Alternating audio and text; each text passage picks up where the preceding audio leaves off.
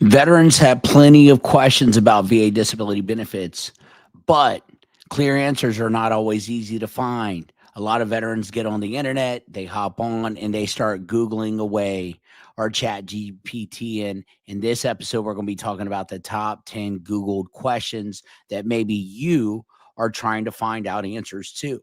Okay. I can't see Google's exact most search questions list. However, what I've compiled is absolutely built from real questions that a lot of veterans ask every single day. A lot of veterans that I come into contact with, a lot of veterans that I ask, what made you ask that? What made you do that? Well, I was just looking on Google. Okay.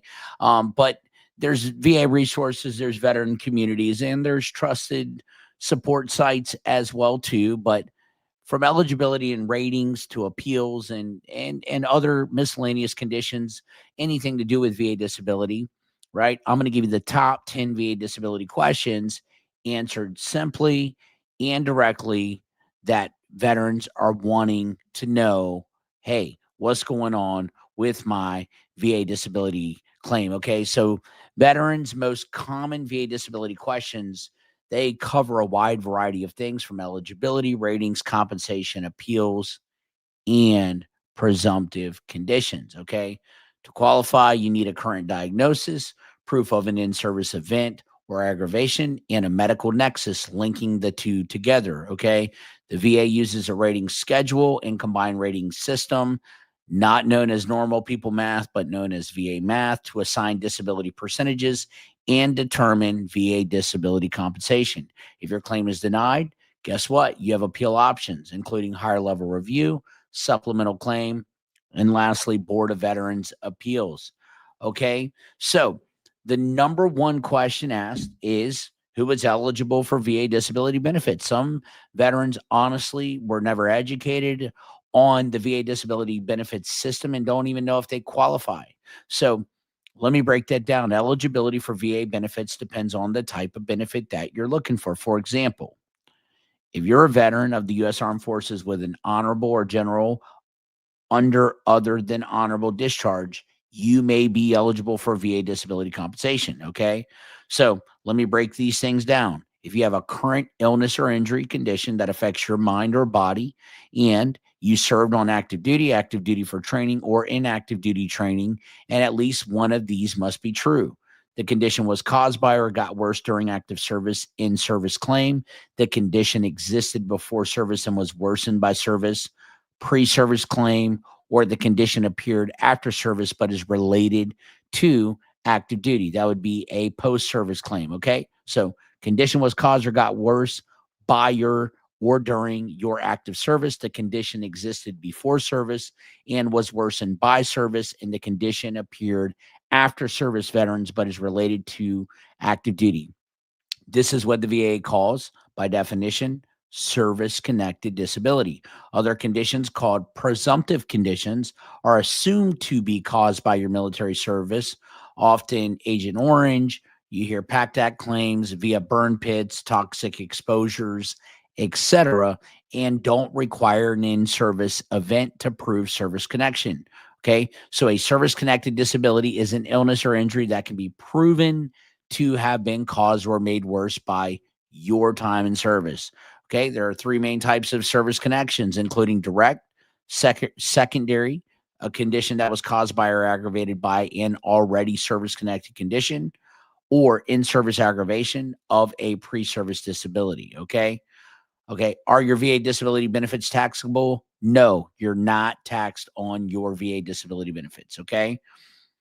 The next question that's asked, number two, that's Googled, that people want to find out about is, how do I apply for VA disability benefits and what should I expect? Okay, to apply for VA disability benefits, you must file a claim for disability compensation.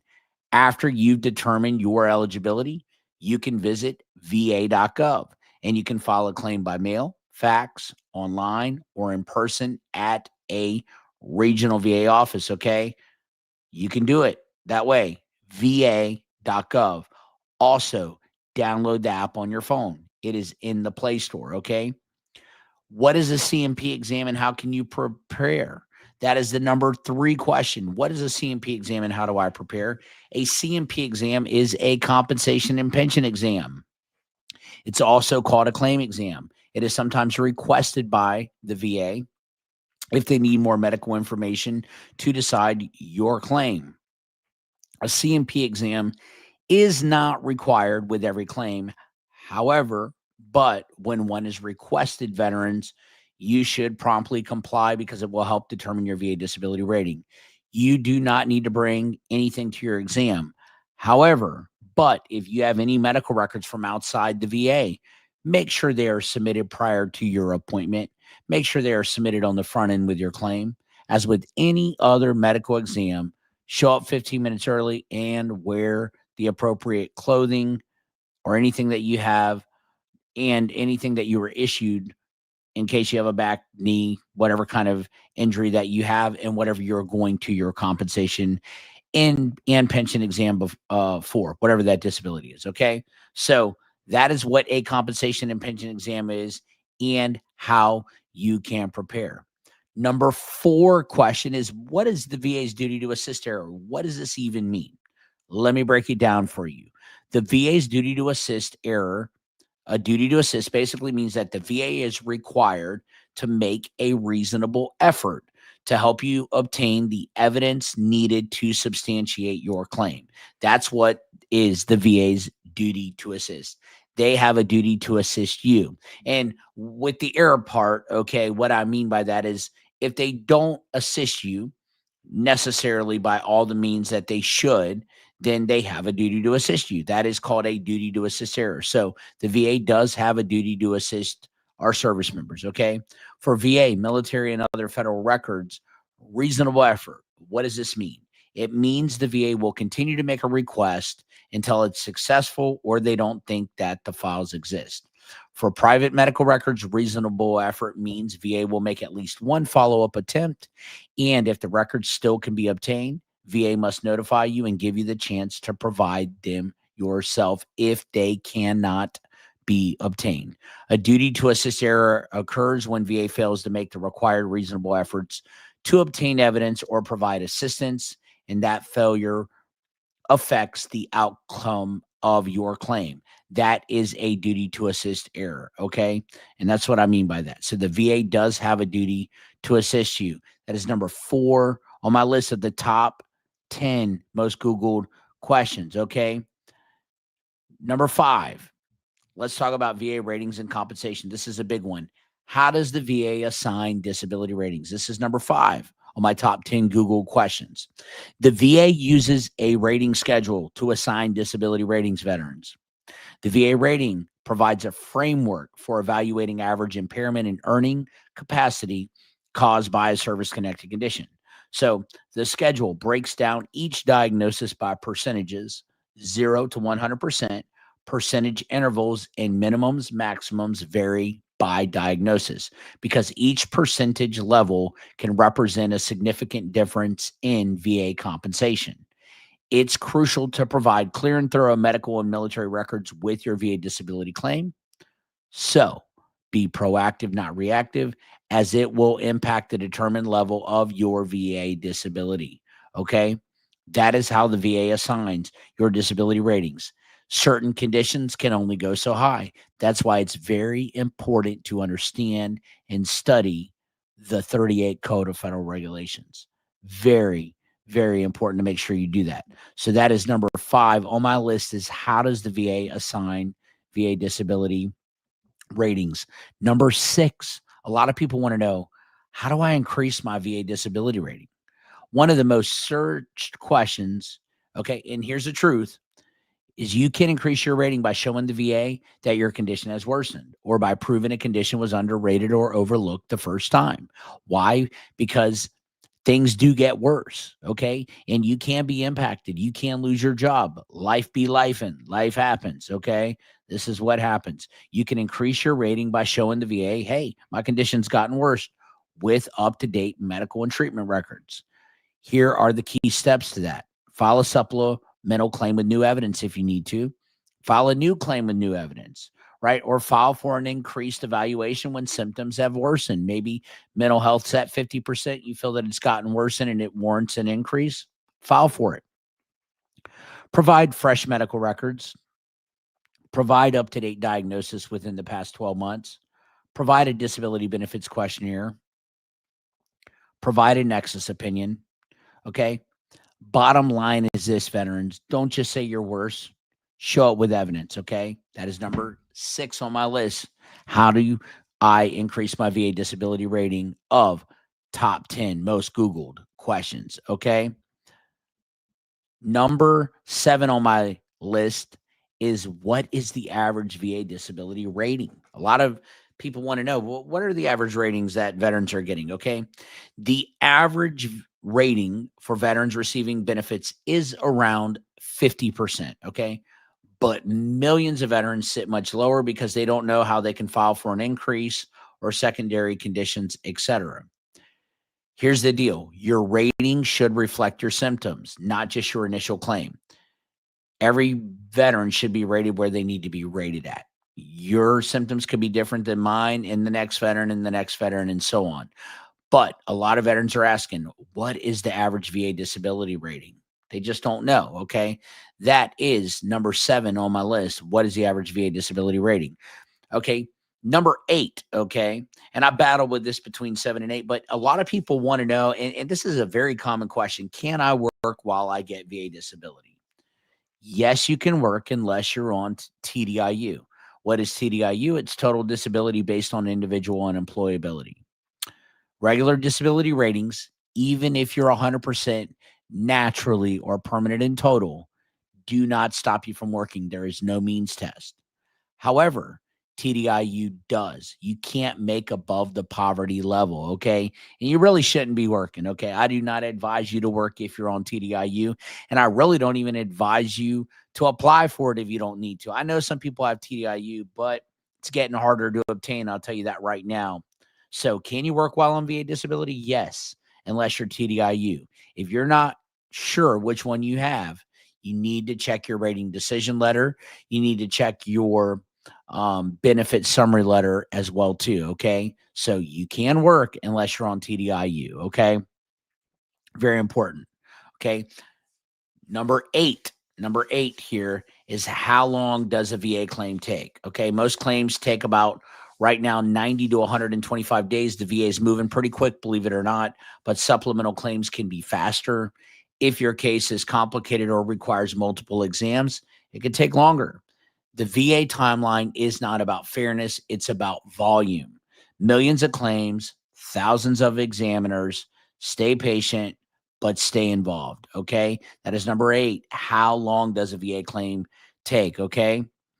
Um, the next thing, number 9, can I get VA disability for sleep apnea? The short answer is yes, but it requires evidence. Okay. Sleep apnea wins when you show a diagnosis, in service symptoms, or you can secondarily connect it, because a lot of veterans do not get a sleep study while in, or you can secondary it to things like PTSD, weight gain, sinus issues, or medications. But remember, you got to articulate to the VA how service caused it. Okay. This is one of the most contested claims out there, believe it or not, veterans, but it is absolutely doable with strong evidence. So, can you get a VA disability rating for sleep apnea? That's number 9 on the top 10 most Googled questions that I have here for you today. The short answer is yes, but make sure you come with the right ammo or evidence. If you need help, reach out to us. We're here, 904-605-0431, info@veteransclaimservice.com. Okay. And number 10 on my list is, what is a VA Nexus letter? Very important. A lot of people just don't understand what that is.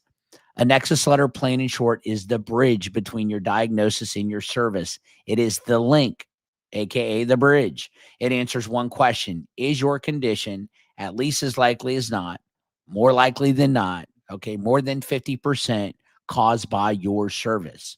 Okay. A good Nexus letter from a qualified medical provider can change everything. A weak one won't even move the needle. If you need a good Nexus letter or you need some help in that area, reach out to us, right? The great thing about the doctors is they're not going to do or move on anything if they can't help you out and they don't look at all the evidence first. Okay. The right evidence is there. We can help you to make sure that your claim is squared away so that you're in the best position to win your claim honestly, integrally, and ethically, as you should get the help that you need. So, the last question, top 10 most Googled questions that I have is, what is a VA Nexus letter? Okay. And again, it's linking your conditions together. It is the bridge between your diagnosis and your service in your service, veterans. Very, very important. So, navigating the VA disability system, it can be daunting. It could be a lot, but you're not alone. And that's why this channel's here. Okay. You're not the first to face any kind of challenges. The questions, the top 10 questions I just said that a lot of people Google, right? The ones on this live stream are ones that veterans, maybe like you, ask every single day. And the answers are grounded in the 38 Code of Federal Regulations and real VA rules, veteran experiences, trusted resources. The key is to remember three things, veterans. Eligibility depends on clear evidence of service connection. Your VA rating directly impacts your compensation, so the details do matter. Be proactive, not reactive. Your medical evidence matters. If you're denied, you always have options for appeal. Getting clear, accurate information is the first step towards securing the benefits you've earned. Getting the right help that you need, okay, is very, very important. Don't try to fight this battle alone if you don't know what you're doing. Okay, very important. Stay persistent, stay consistent. Don't give up. Lean on credible sources like va.gov, and don't hesitate to reach out for support when you need it. You served, you deserve. Get straight answers, get fair compensation, get what you need. Very, very, very, very important. Okay. So I hope this helps you out tonight. These are the top 10 questions and real answers to answer your questions. Thank you all for your service. I appreciate each and every one of you guys. Happy holidays. Happy Thanksgiving. I'm going to be on here several times this week, answering questions, putting out stuff, putting out truth to VA disability compensation. If you do need help, reach out. I'm a veteran serving veterans, and I thank you for your service and selfless sacrifice to our country. Till next time, I'm out. Peace.